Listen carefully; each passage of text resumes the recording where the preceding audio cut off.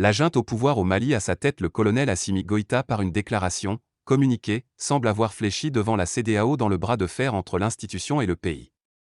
Cette déclaration risque de mettre en péril les citoyens maliens. Restons connectés et n'hésitez pas à partager au maximum cette vidéo pour en savoir plus.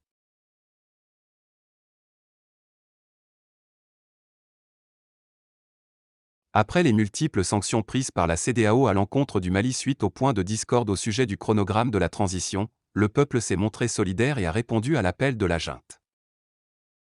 Le délai de 5 ans demandé répondait aux exigences sécuritaires et devrait permettre d'asseoir une politique favorable au peuple malien.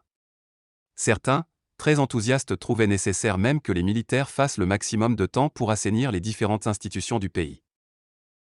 Aussi, le colonel Assimi Goïta s'est montré très hostile à tous les contraires aux 5 ans, d'où les pluies de sanctions de la CEDEAO mais également de la réplique malienne celle-ci. Cependant, ce 9 février 2022, la déclaration des autorités ressemble à une baisse de tension entre le Mali et la CEDEAO, l'ONU et l'UA. En effet, dans une déclaration signée par le colonel Aboulé Maïga, les autorités annoncent la mise en place d'un mécanisme de concertation avec la CEDEAO. Ce mécanisme vise à trouver un chronogramme accepté de tous mais qui s'inscrit dans l'intérêt du peuple malien. Quand on pense qu'il est inadmissible pour la CEDEAO, à travers la voix du président ivoirien qu'un pouvoir militaire de transition fasse un quinquennat au pouvoir, il faut s'attendre à un délai plus court. En tout cas, en cas de consensus entre les deux parties.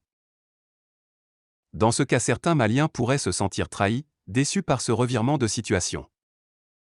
Chers lecteurs, que vous inspire cette initiative des autorités maliennes? Assimi Goïta se montre-t-il faible ou au contraire œuvre-t-il dans l'intérêt supérieur du peuple? Vos en commentaires s'il vous plaît. d'Opera News. Contenu rédigé et fourni par News Hub Creator. Opera News est une plateforme en libre utilisation. Les opinions qui y sont exprimées appartiennent aux auteurs qui y écrivent. Elles ne reflètent ou n'expriment en rien celles d'Opera News.